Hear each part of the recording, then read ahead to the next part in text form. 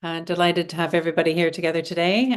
This is one of in our series of knowledge mobilization webinars for Long COVID Web. And my name is Susan Law. I'm leading the knowledge mobilization work at Long COVID Web. And we will be joined by Dr. Angela Chung, who will be co-moderating and who is the nominated principal investigator for Long COVID Web. So welcome.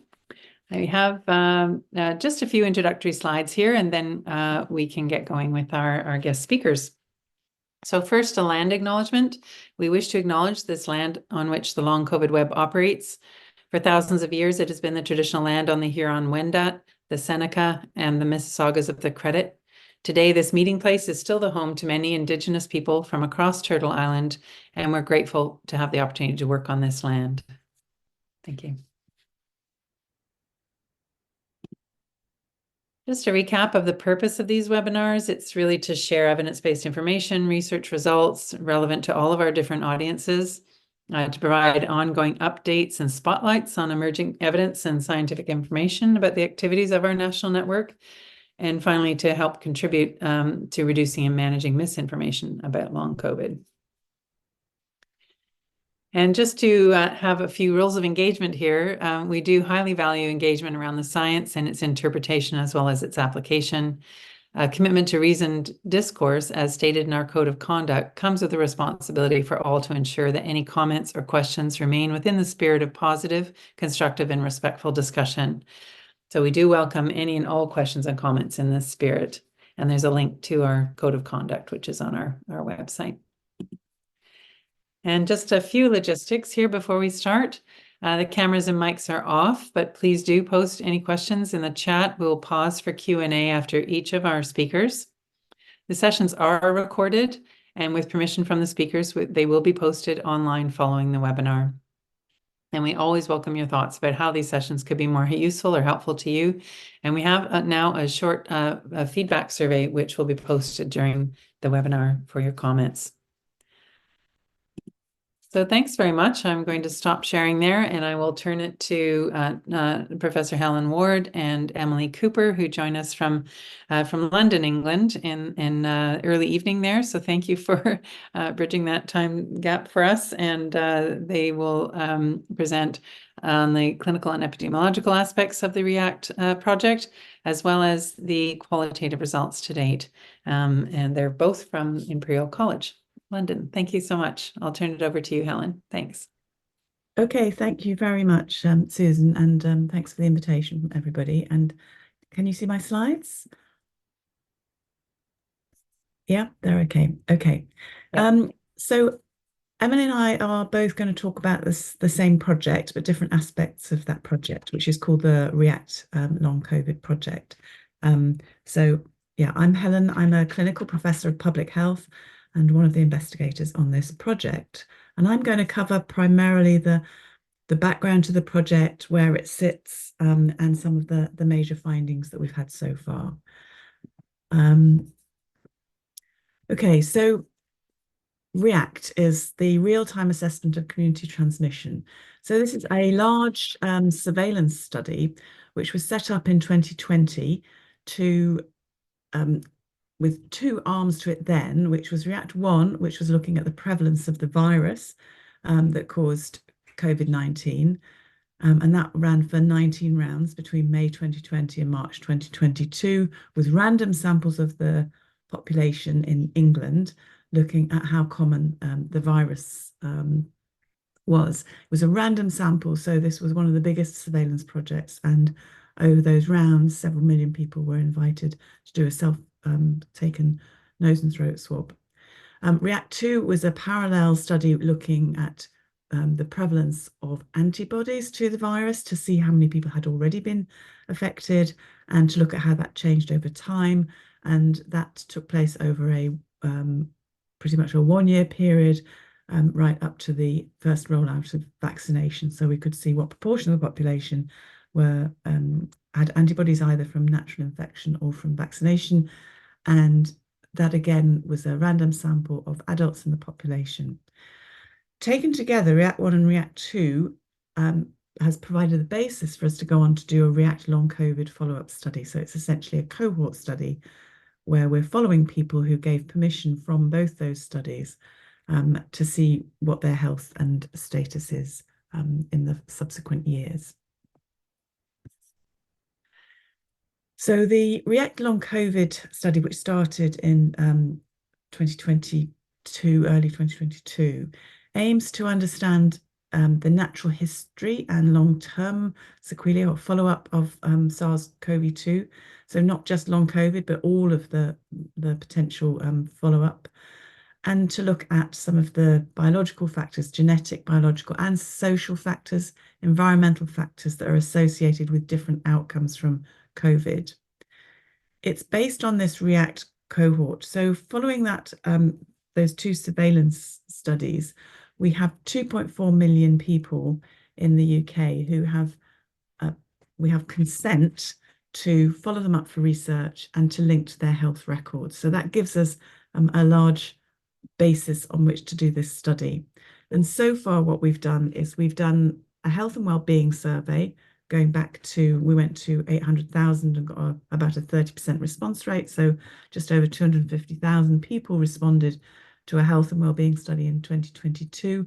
And we're going to go back to all 2.4 million in the next 3 to 4 months to find out how people rate their own health and well-being in relation to lots of things, including whether they've had COVID or when they've had it, how many times, etc. We've also been doing online cognitive assessments linked to the survey, where we had over 100,000 people completing that study, and we'll go back to them again. We have clinical and biological assessments of over 10,000 people who have documented to have had COVID, some of whom had long COVID, some of whom recovered more quickly. And we've got a lot of data on them from whole genome sequencing, multi-omic study, basically. And we've got involvement and engagement, which Emily will talk a bit about, and a qualitative study of people with persistent symptoms. So it's just some very high-level findings from the more epidemiological side. So we looked here at 133,000 people who had confirmed cases of COVID in that follow-up study. And we asked people how long their symptoms lasted. And overall, the average, the median was just over a week, with the majority of people getting better within a month. But we showed here that of all these 130,000 people, 10% reported that their symptoms lasted at least 4 weeks, 7.5% at least 12 weeks, and 5% 12 months or more. We did find that a third of the people who had long COVID, so had 12 weeks or more of symptoms, a third of those did recover between 12 weeks and a year. The chart here just shows the difference in recovery. So if there's 100% of people with COVID at the top, each curve, so the blue one, for example, is the wild type original virus, and you see the rate of recovery essentially. So you see that at a year here, you see the proportion of people still having symptoms. And if you go through Alpha, Delta, Omicron, with Omicron, far fewer people had persistent symptoms. And just looking at those, the risks compared to people who were asymptomatic or had symptoms for less than 4 weeks, you're much less likely with Omicron than wild type. Females were more likely to get long COVID and to last longer, people with comorbidities, and people with moderate or severe initial illness. So this is confirming what a lot of other people have shown. Symptom profile, I won't spend too long on this, but the most common symptom in people who had long COVID, so this was nearly 6,000 people, and they were compared to people who had not had COVID or had resolved COVID. So what were their current symptoms?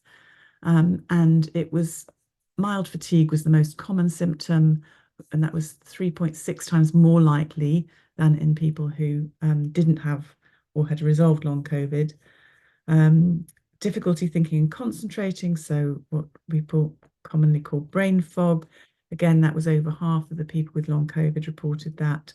And then the other common ones were joint pains, sleep problems, poor memory, shortness of breath, change of smell, and severe fatigue. And these numbers on the right-hand side, these AOR adjusted odds ratio, shows how much more common those symptoms were in people with long COVID than the other people. The reason we put those up is that there's been a lot of talk about the fact that these symptoms are very common anyway in the population. For example, mild fatigue is seen as quite common, but we're just showing here that they are much more common in people who report that their symptoms have persisted since they had COVID. So the biggest difference is loss of or change of smell or taste, which is 9 times more common in people reporting long COVID.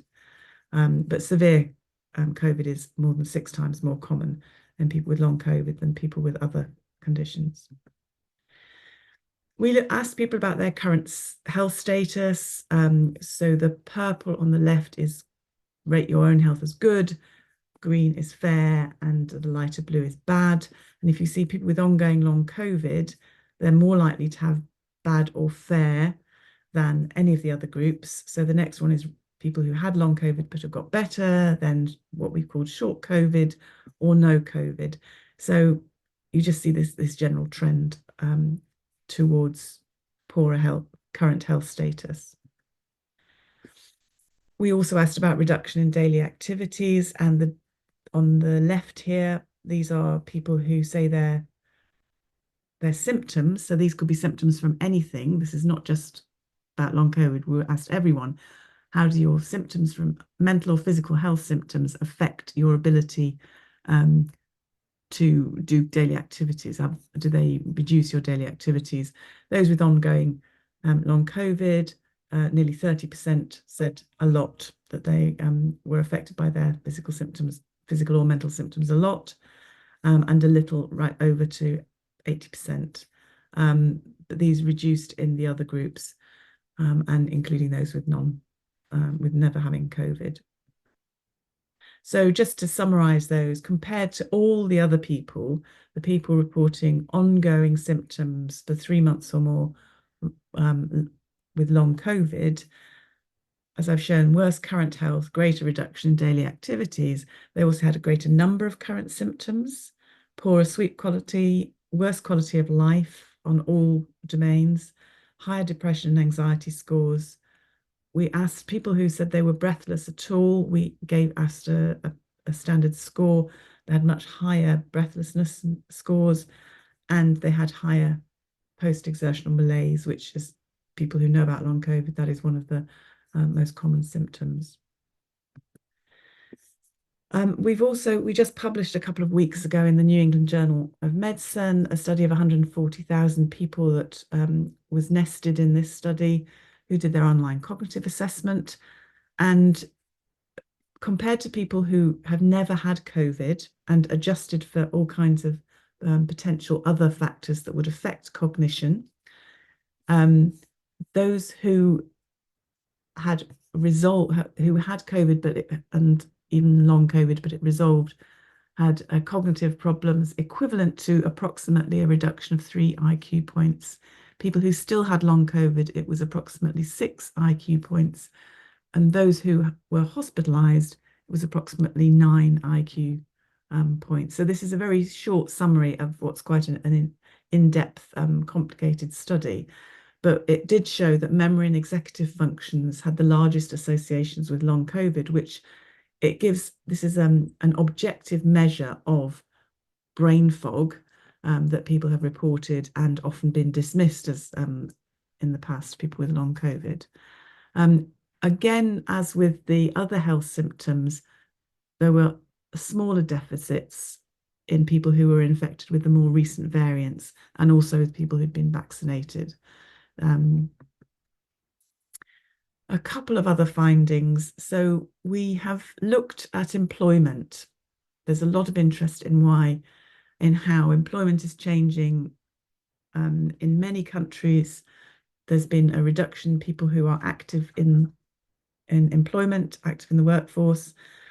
And some of this is likely to be due to post-pandemic health problems. So we asked two questions. Firstly, is employment and type and sexual employment a risk for long COVID? And we showed here a number of things, but particularly here that healthcare workers had a 47%, so almost half as likely again to have long COVID as people who didn't have to work outside the home. People with public facing roles tended to have a higher risk of long COVID. We asked about whether or not people had security in terms of sick pay, and then we didn't find a particular association of that with long COVID, but we did find that people who reported that if they had to take 2 weeks off work because of COVID or isolation, if that would have an important financial impact on their households, they were more likely to get long COVID, which fits with the understanding that people who were unable to take time off work were and unable to rest were more likely to go on to get long COVID. And the second thing is, what's the impact of long COVID on employment? And we have showed here, again, these are large numbers, several thousand people, that people with long COVID are 4 times more likely to report reducing their hours of work. We know that people with long COVID, there's an association with not being in employment anymore. That's been shown from other studies I know in the UK. But there's an even bigger association with reducing your hours, not stopping work completely, but having to reduce your hours. We also found that those who were part-time or self-employed, so perhaps more flexible, were more likely to reduce their hours if they had long COVID. And individuals in public-facing roles were more likely to reduce their hours than those in non-public-facing roles. So all of this does support the importance of ongoing health problems following COVID having an effect on the macroeconomy, if you like.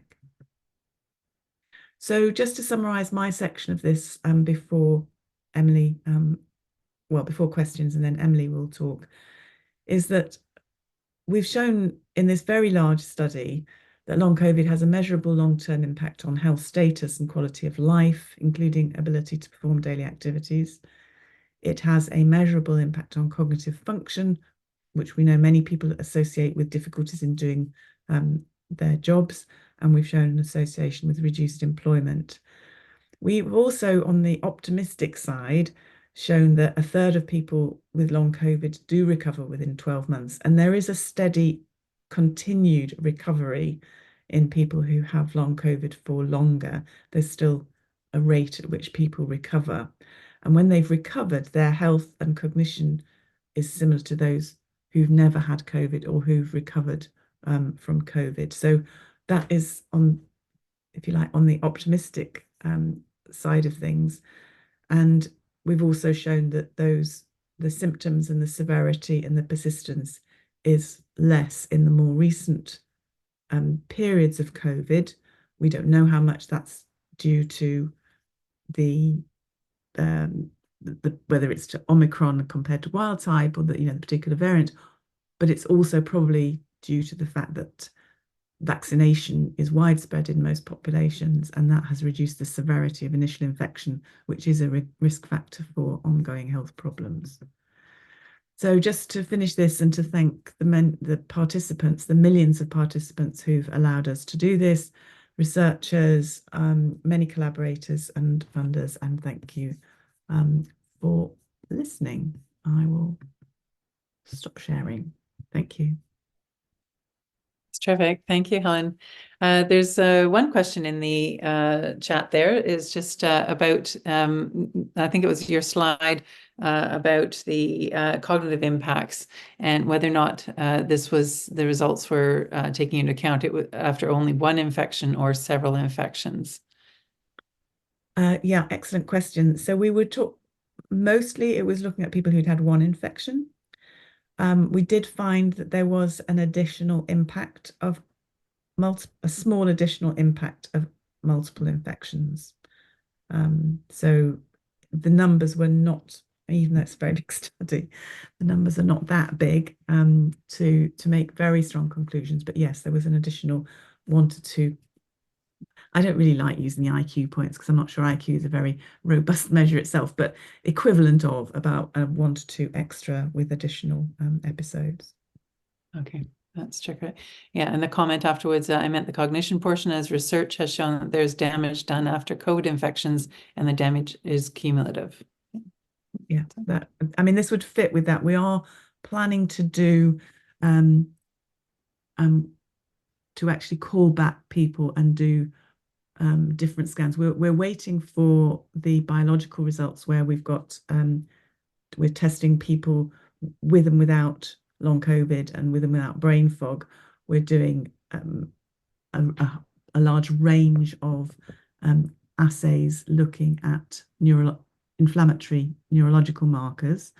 And then we're also hoping to get funds to do some detailed functional brain imaging so that we can, I know there's lots of people working on this, but we're very aware that this is a really important aspect of long COVID that we hope to be able to find the funds for.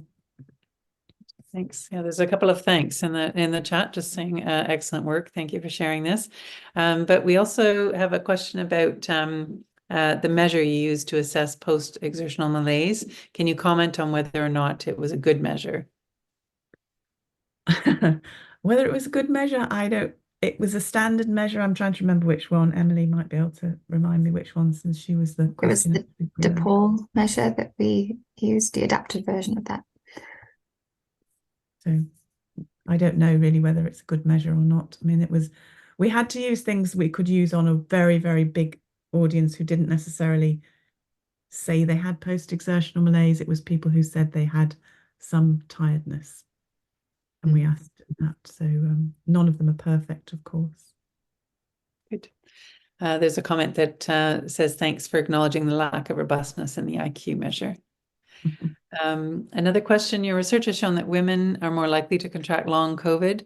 Are there any data about whether they recover at different rates? Yes, the women do recover more slowly. It seems to be of a pattern that there's there is a continued recovery, but it is at a slower rate than men. Thanks.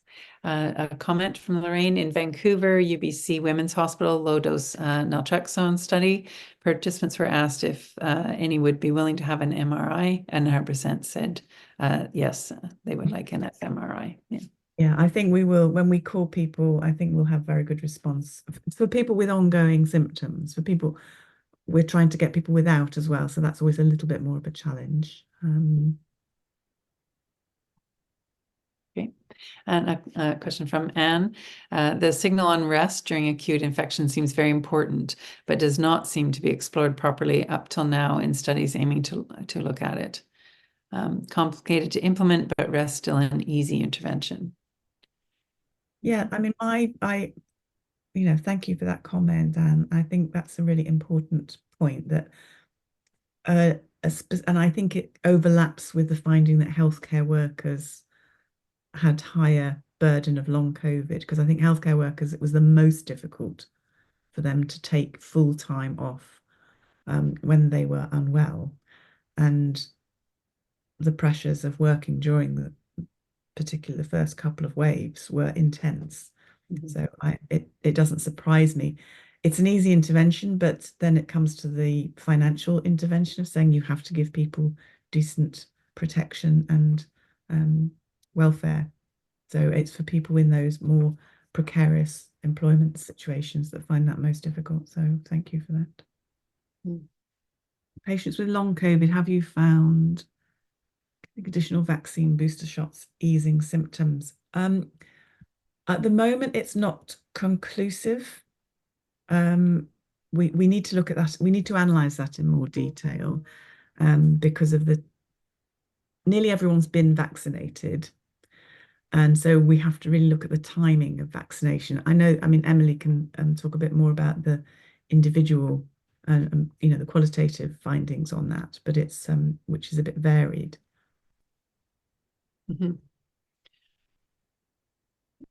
And Primate is the REACT study researching post-vaccine syndrome in parallel to long COVID symptoms from infection, especially given there is a huge overlap in symptoms and life-altering severity of symptoms in a subset of vaccinated, non-infected individuals. Yale Listen study is actively using this very approach, as is the UHN ICON study. Surely there would be a telling approach on so many levels, and especially in the interest of public health and safety, and ultimately in the context of vaccine development. Yeah, it's a great point. I mean, we have thought about this. We will do that. Just because of the nature of the study, it now becomes a very broad health study where we can look at all outcomes in all people.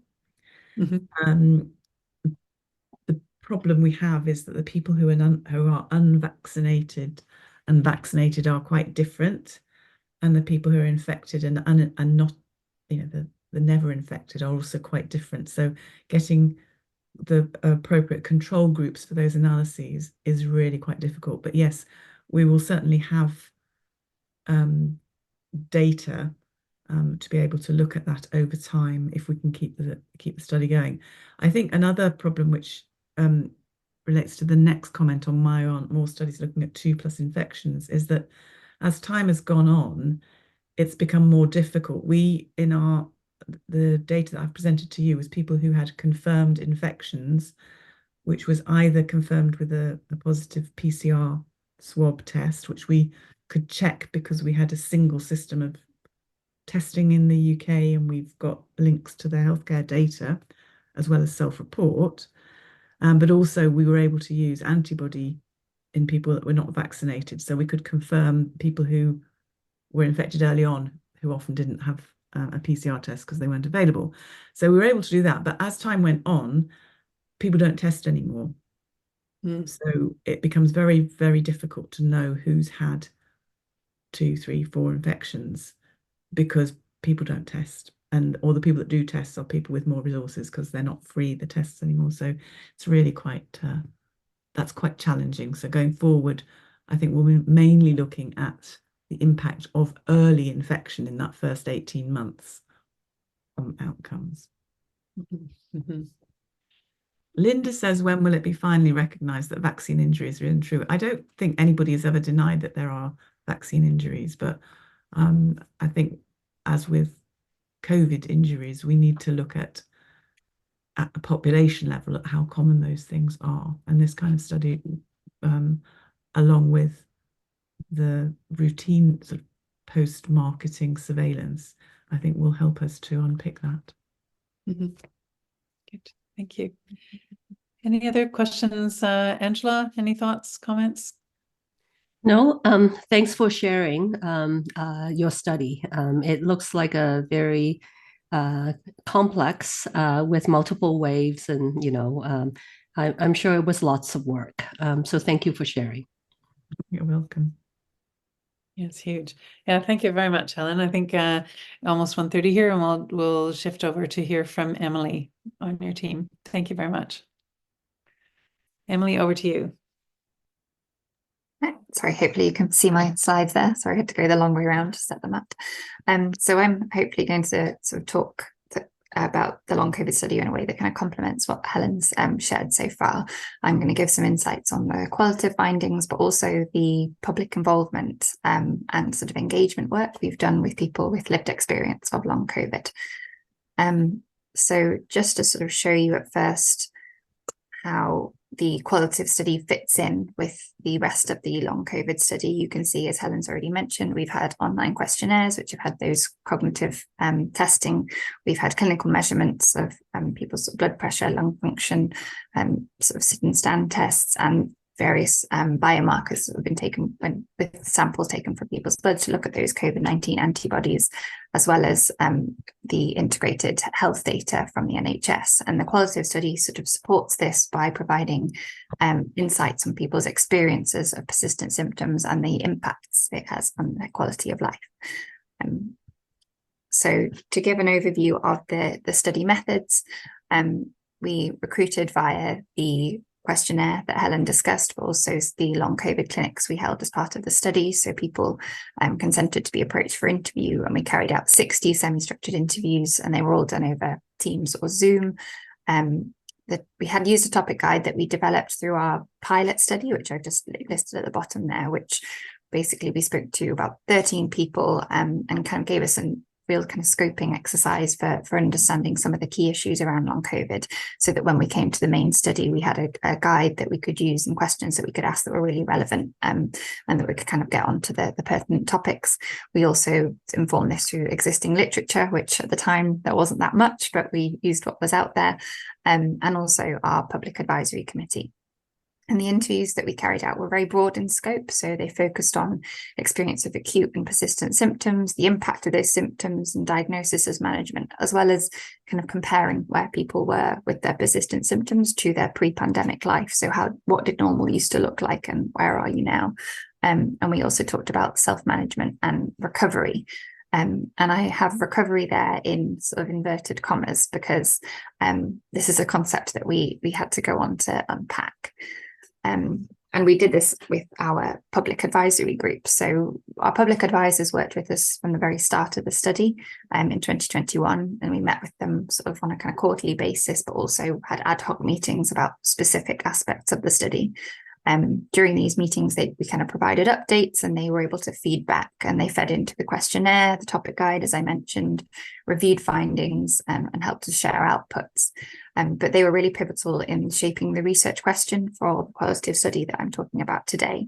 So as we went to the PAG in March 2023 with a view of our research question being on something around recovery, because this was anecdotally really important to people with long COVID to understand what the process is, how people might get better, what those kind of trajectories were.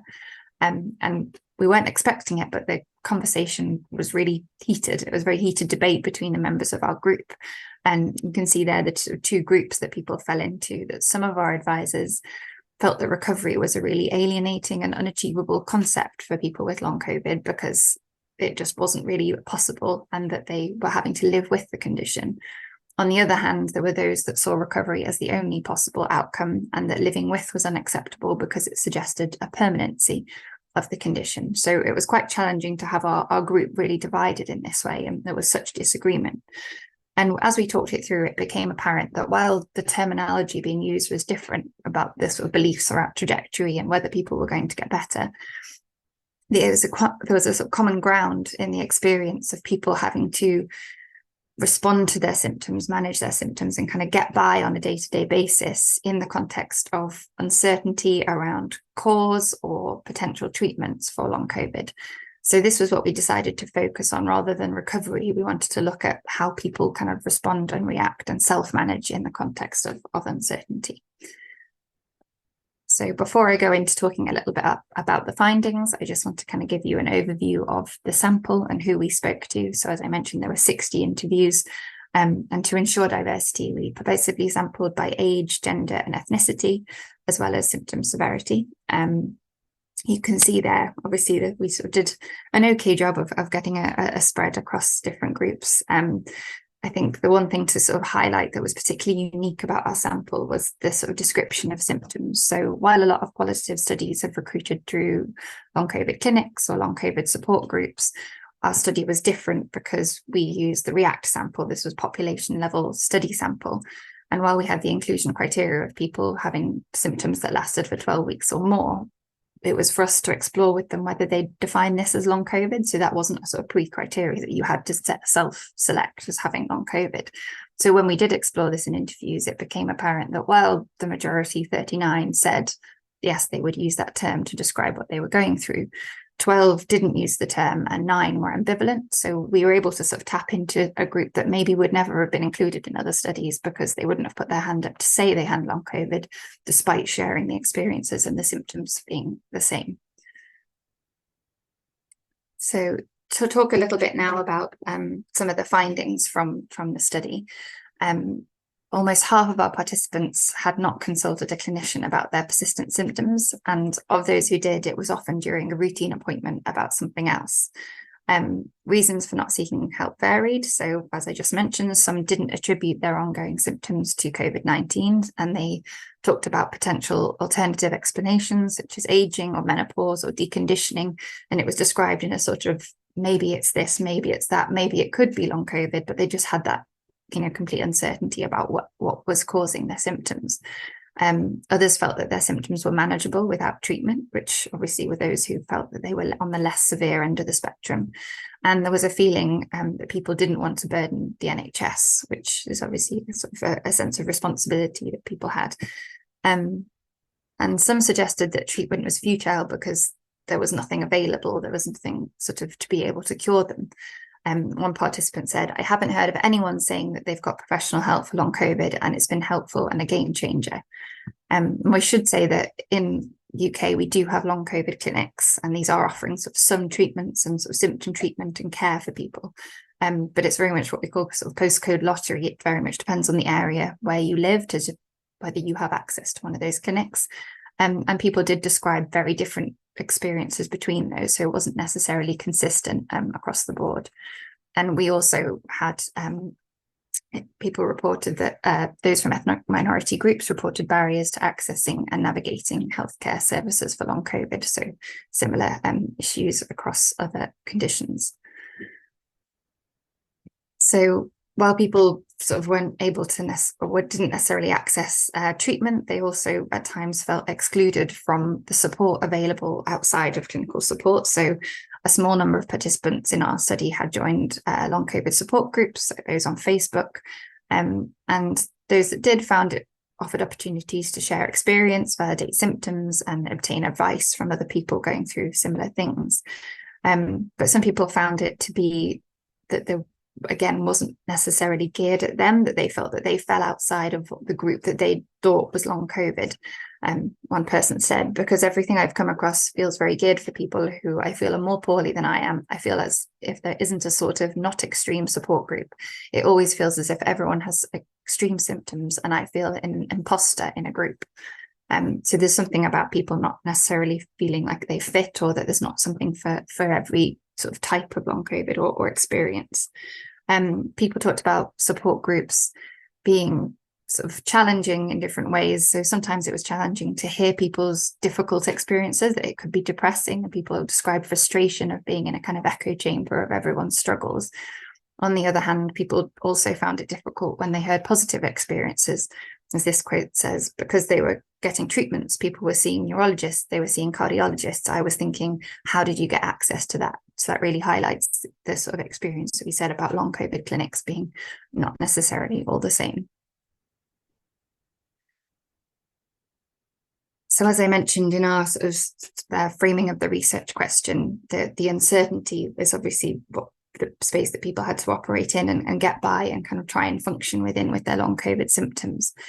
So whether or not they access clinical care or specific long COVID support, participants reported kind of a variety of approaches to managing symptoms themselves. So these were sort of day-to-day actions taken to cope, and it was very much determined by the energy the individual had available and how much the symptoms had an impact on their ability to do things. And most participants talked about a sort of new way of existing that involved working within the boundaries and limitations of their symptoms. The quote here says, because you know when you're going to run out of energy towards the end, you'd start to feel the fatigue coming. If I still had 3 things, whatever it was I wanted to get done that day, I'd be going faster and faster to try and achieve what I wanted to achieve that day. So there's a real sense of being limited and life being curtailed by symptoms. Beyond the sort of responding to symptoms and living within those boundaries, some participants talked about an attempt to improve or treat them symptoms themselves. And that really relied on accessing resources and networks within their communities to do anything they could to try and help. People talked about trying to help their general health and well-being, or improving diet, or anything they could do to potentially mitigate symptoms or prevent more appearing. And the quote here, someone said, "I've met a doctor, a consultant researcher who said the way they treat long COVID is to just give people high doses of vitamin D. Well, that's what I did. I went and bought high doses of vitamin D." And there were a lot of examples of people we described it as magpieing, really cobbling together cures and treatments that they'd found on the internet, on social media, from someone they heard something from. And it just really shows that kind of desperation and people seeking out what they can in the face of a lack of sort of known treatments, and that people were really trying to help themselves as best they could. So obviously we talked to participants about what they think should have been in place or what could have helped them more. And people described the sort of the support and help they needed to manage. Obviously, this was improved clinical support for long COVID in the NHS. People wanted symptom-specific support. They also wanted, holistic support that was going to address mental health challenges to having long COVID and the impacts of symptoms, as well as addressing the symptoms themselves. But there was also descriptions of a need for support around people, so not just through clinical pathways, but people's employers, as we've just heard from Helen, being, a way of actually allowing people to have alterations to their jobs so that they're able to kind of continue working. And this quote, I think, sums up really nicely how that kind of rest and help and support can be incorporated.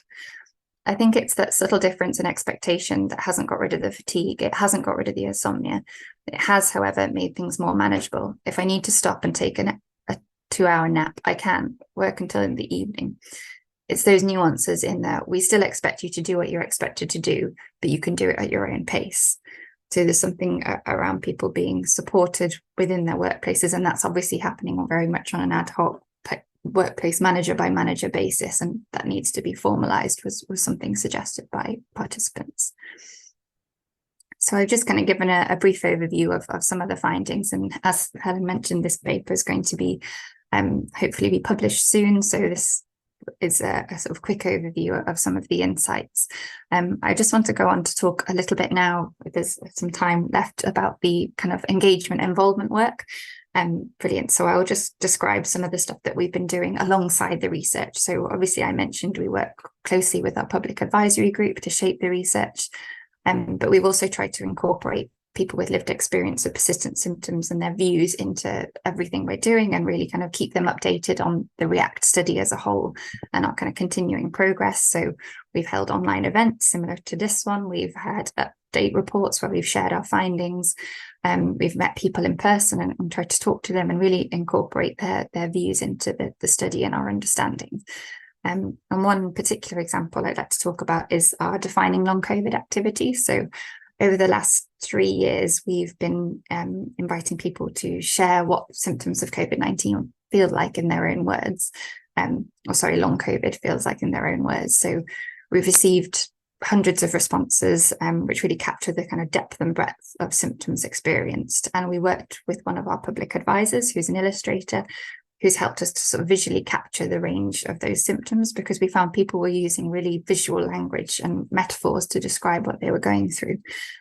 So I'll just bring up, you probably won't be able to see in detail here, but this was one of the posters that Monique developed from people's responses, and it just gives some visuals of symptoms that people were struggling to put into words, and when they use these metaphors they were able to describe. So example there, someone described brain fog: my head feels as if it's full of cotton wool, I'm unable to read effectively, I miss word order and forget what I'm saying. Or another person describes fatigue as having weights on their body. So there were really kind of visual descriptions, but also we found when we showed this poster at one of our community events to people, and people who'd had persistent symptoms, they were really sort of engaged with it and really found it a useful tool. And particularly GPs we've spoken to can see that there's a use for this sort of visualization within a clinical setting to help participants articulate what they're experiencing, because obviously long COVID has such sort of nebulous symptoms that actually seeing them on a page and seeing these kind of random things that people are experiencing all connected has been really helpful. We also more recently have worked with Monique to talk about the impacts of long COVID, because I think through the interviews we became very aware that while people talk about their workplace and the impacts, and people are seen in their workplace not being able to kind of fulfill their role, their employer doesn't necessarily see what goes on behind the scenes, or at home people aren't necessarily able to socialize or spend time with friends, or they aren't able to get around using public transport, but people only see a small slice of this, of someone who has long COVID. And we wanted to produce these sort of cartoons that help to really convey to the wider world the sort of impact of long COVID. And we've shared these on our Instagram and hope that they'll be useful. I think I'll just finish there, just by sort of framing it that obviously we're trying to highlight in our research the kind of crucial, the extensive patient work that's being undertaken to manage and self-manage symptoms, and how that a lot of that goes sort of ahead without being seen, and it's a bit invisible. And it's important through this qualitative work to sort of raise awareness, and hopefully that some of these tools that we've created might be useful in helping conversations about long COVID. Thank you. Thanks very much, Emily. It's terrific and really interesting work to include the art and the arts-based research methods, which is really interesting. And there was a couple of comments about how small the graphics work, but I think if we do have permission to post your slides, people may be able to blow those up so they could actually read them, and perhaps a little more clearly. I can share some links to those as well when we share the slides. Oh, that's terrific. That's great. Thank you. So one question from Sue T, which I had wondered as well. You mentioned a public advisor group, and we often use the term patient advisory group, and we're just wondering like who was in that public advisor group versus the people with lived experience sort of group. How do you compose the different types of advisory mechanisms there? So the public advisory group were sort of a panel who we brought them together. It was probably about 10 or 11 people who we brought together at the very start of the project. So these are people through our own kind of community networks. They were people who maybe were a participant on one of the studies who sort of mentioned that they wanted to take part. So it was a much smaller group who we work with, as I mentioned, sort of more closely, and there's the kind of continuity of their involvement. The wider group is, as I said, there's sort of been hundreds of people who have joined our sort of online network or submitted ideas to the arts project. So that's just a sort of more broad group of people who are interested in the study, who we keep a mailing list and send out newsletters to and try to keep involved. Can I just add on that?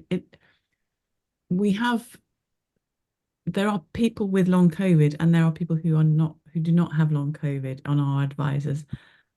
Because this is not just a study of long COVID. I mean, I know it's called React Long COVID, but because a lot of the people or most of the people who'd be receiving our research materials won't have long COVID. So we have to have input into how this will more generally be received. So, but there are, there's a core of that group who have experienced either long COVID themselves or carers of people with long COVID or whatever. So it's a mixed group. Mm. Great, thanks. Question from Lorraine. How much does it confuse things that there's a prominent group out of Oxford supporting the mental health only approach to long COVID treatment and current recovery? Does this influence the type of people that engage with the study or the nature of who responds, kind of thing? I don't know. No, I don't think it does, really. I don't think, there's a lot of people who are mental health upset, think it's all mental health stuff. And I think the advantage of the REACT study is that we are going to everybody. We're not going with the preconceived notion of what long COVID is. We're not using people who are diagnosed by their GPs or anything. We're just talking about people who relate ongoing symptoms to when they had COVID. That's really, which does fit with the WHO definition. So we're probably the broadest study that there is. Mm-hmm.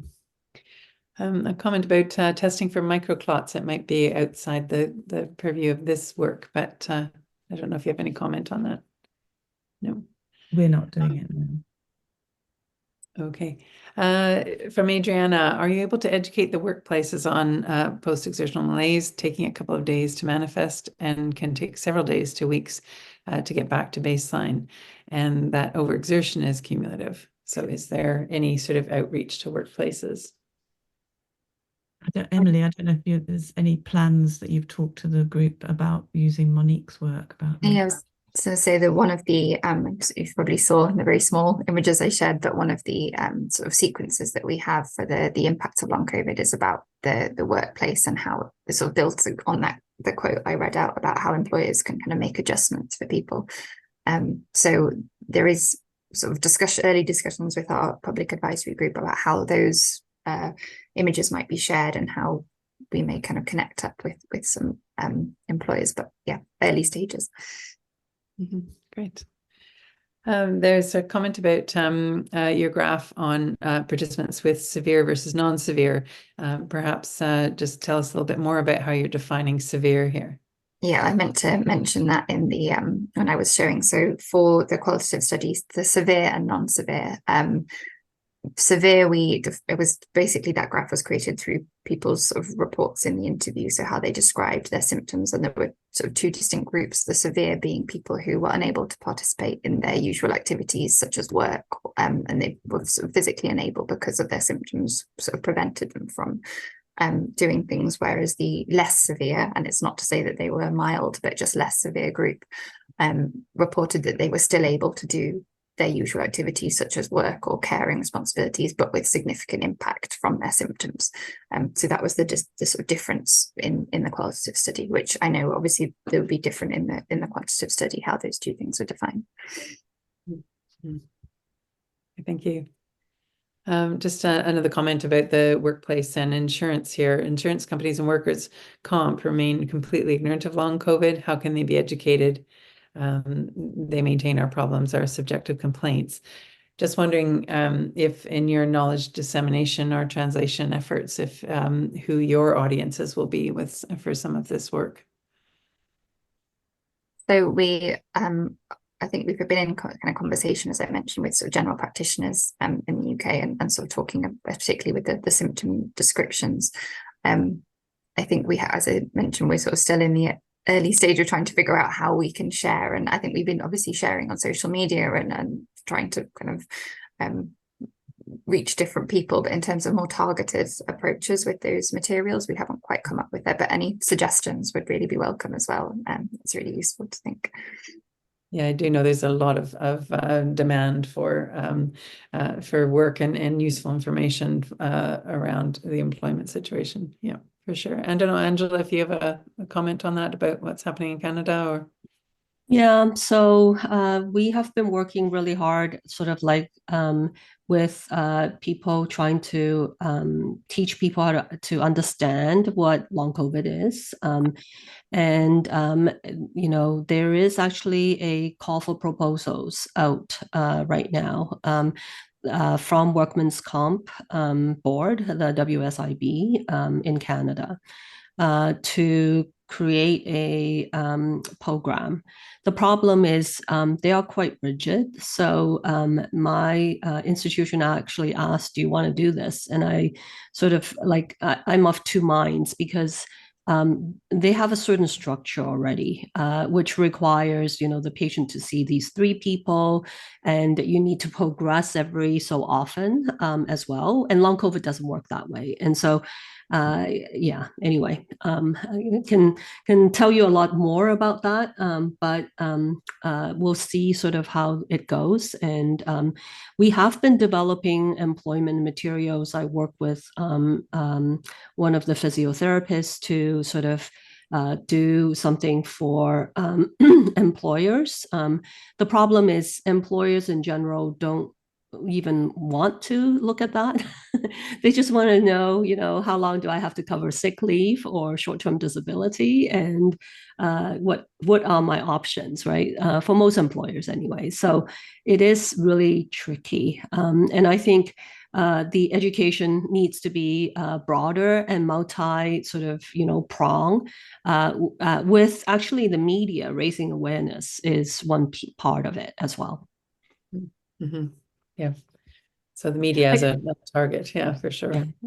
I do have a question for Emily and Helen. So your team has done great work in this area. I have 2 questions. One is, it looks like you included only adults. What about the kids? Have you looked into kids in the UK? That's my first question. The second question is around, so going forward, what else are you doing in the area of long COVID? Well, I mean, I can take the question on children. So the original REACT studies included children. So we have and we have gone back to a relatively small number of children. Essentially, we were able to look at the numbers reporting persistent symptoms after COVID from the original REACT studies, and it's very small in children, but it's there. So we have written that up. In terms of actually doing further work, we did a small sort of pilot of this, and we will be following children, young people, but there's just particular ethics issues around going back to people who are consented by their parents and things. But anyway, we will be doing that in more detail, and we're also working on a qualitative study of young people and long COVID with sociologists. So it's a qualitative study with sociologists about the particular impacts of COVID, including long COVID, on precarious young people, adolescents in precarious situations. So we will be doing that. In terms of what else we're doing, I mean, at the moment we're trying to do more on the biological side. We are not funded to do trials. I know it's but we want to set up the infrastructure whereby we could recruit people and support recruitment to trials. There are other groups in the UK that are setting up platform trials. So we want to really look in more depth at this cognitive work that we've established, and also interstitial lung disease. We've got some collaborators looking at that. And we're going back, as I said, hopefully to all 2.4 million people. We'll follow up with linked healthcare records. So we will continue to monitor, if you like. And I think, I mean, you've reminded us of things that we do but don't do enough of, which is the advocacy side in terms of working. But mainly we're being led, we want to act as support for the very strong long COVID advocacy groups that exist. So we work in partnership with them. Great. I think we have time for one last question here. Just from Tanya, have the participants in the qualitative study mentioned anything about physical activity or their opinion on a rehabilitation program? Emily? So yeah, this is something that came up a lot and was understandably very varied. It really determined, just sort of changed from person to person. There were, of course, those who talked about slowly building up their exercise and their symptoms improving, whereas other people had obviously terrible experiences of doing exercise. Sometimes kind of they were told to do exercise by a clinician and it had really detrimental effects on their symptoms. I think one of our participants sort of summed it up by saying that he recognized even himself that he was able to improve through exercise, but that was not something available or even helpful for a lot of people. So I think we've spoken about this before, Helen, that it's not necessarily a kind of clear cut, it's good or it's bad. It seems to be, for some people, it can be hugely damaging, whereas others, it isn't. Okay, that's helpful. Good. I think any final questions, please post them in the chat function there. And I would encourage people to please click the link and complete our brief feedback survey just to help us improve in the future. But if there are no more questions, I just want to say thank you very much for joining us in the early evening of your day there in London. And it was really wonderful to hear about all your excellent work. Thank you very much. And thanks everyone for attending. Yeah, We'll see you in a month. Thank you. Thank you. Thanks so much. Thank you. Thank you.